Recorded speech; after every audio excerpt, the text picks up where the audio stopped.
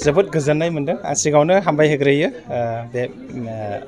माबाखौ नायग्राफोर मिडियाखौ नायग्राफोर साफ्रोमखौबो आरोबाव गासैबो चेनेलखौ साबस्क्राइब खालामनाय मानसिफोरखौबो आं हामबाय होयो दिनैनि जेनाखि प्रग्राम बे सृष्टि इन्टारनेशनेल ससाइटि बेनिफ्राय फैनानै आंनाहाय मोनसे एवार्ड होफैबाय आं ओरैबायदि गोजोननाय मोनदों सिङावहाय गोसो सिङावहाय आरो सायावबो आं गोजोननाय मोनबाय ओरैबायदि दा जोङो खस्थ' खालामनानै जुदि जोङो मावोबोला जोंहा बेवहाय रंजानाय आरो खुसिया सफैयो दा आङो जोबोद खस्थ' खालामनानै आङो बेबायदिनो मावबोदों 2019निफ्रायनो बेनिफ्राय दिनै आंनि रंजानाय आरो खुसिया दिनै रायजोफोरनि गेजेरावहाय दिनै नुजाथिबाय आं बेखौ दिनै फोथायबावो दा बिथांमोना आंनोहाय बेबायदि मोनसे टाइटेल होफैबावदों सयल अफ फ्रेन्ड माने फ्रेन्ड अफ सयल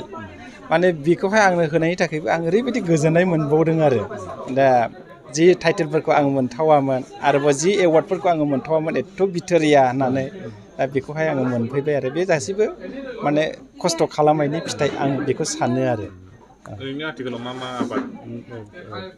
नोङो बेसिकेलि बबे आबादखौ मावनाय जायो आङो बेसिकेलि आङो आबादनाखौ आं बोसोरै आङो स्ट्रबेरिखौ आङो 4 बिगा 5 बिगा बेबायदि आं खालामबाय थानाय जायो देग्लाय आङो 4 बिगा खालामदों बेनिफ्राय वाटारमेलन आं बेखौबो खालामबाय थानाय जायो देग्लाय आङो 10 बिगानि एसे बारा दङ वाटारमेलना बेनिफ्राय आलु खेथि खालामदों आङो 10 बिगानि एसे बारा बेनिफ्राय बायदि रोखोम बेबायदिनो माबा खालामो नार्सारि एसे खालामो आङो बेबायदिनो फुलि बायदिसिनाफोर नांगौब्ला आंनो कन्टेक्ट खालामनो हागोन आरो बिसोरो बेबायदि आरो आङो मार्केटिं बुङोब्ला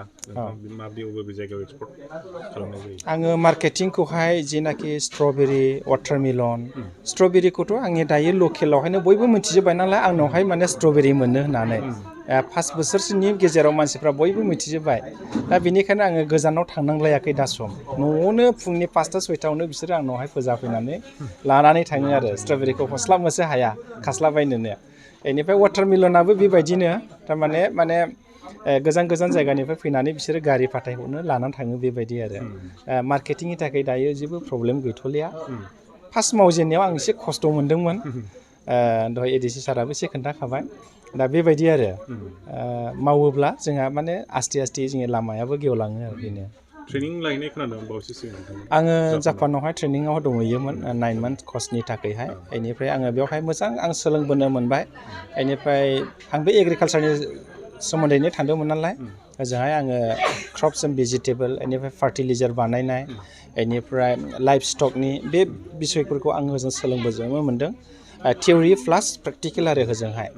माने नोङो फुङावहाय जोङो थियरि लाबाय क्लास लाबाय बेनिफ्राय बेलासियाव जोङो बेखौ प्रेक्टिकेल जोङो मावनानै दिन्थिनांगौ दा बे सोलोंनानै फैनायावहाय आङो दिनैहाय ओरैबायदि गोजोननाय मोनफैबाय आरो आंबो दिनै बानायनानै आङो दा प्रेक्टिकेलि आङो दिनै होगासिनो दङ होजोंबो होखादोंमोन बेनिफ्राय जोंनि हाजों गोरोबोना गोरोबा आं एसे सानबाय थादोंमोन खिन्थु गोरोबजोबो दायो औ दा मोजां मोनदों आं बेबायदिनो हासार बानायदों हासार बानायनानैबो आङो गुबुनावहाय दिनै हरदों गोबांथार हरबाय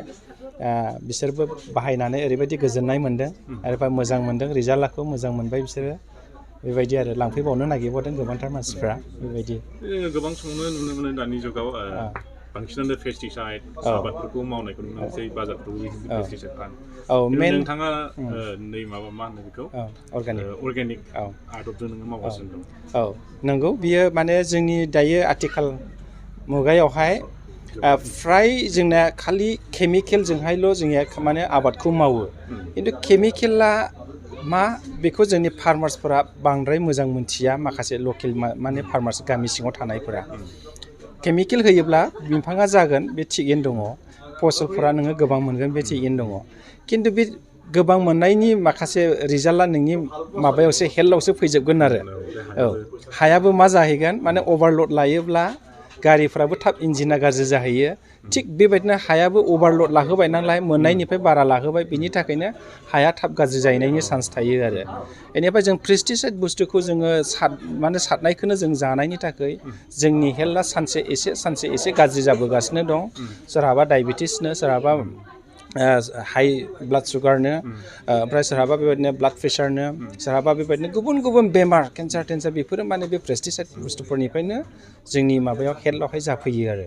औ बेखायनो